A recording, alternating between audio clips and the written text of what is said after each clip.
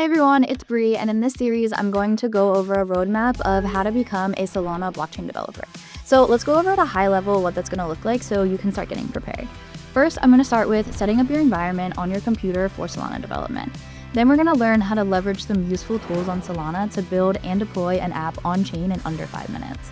Then we're going to go into understanding how to manage data on-chain by creating a CRUD app smart contract. And then we're going to learn how tokens work on Solana by understanding mint and token accounts and the different token programs that exist on Solana today.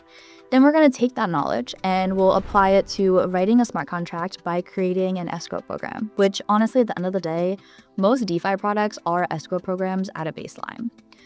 Now, after that, we're going to update our escrow program to now use oracles. And oracles are how you can get real-time data feeds on-chain and also handle randomness on-chain.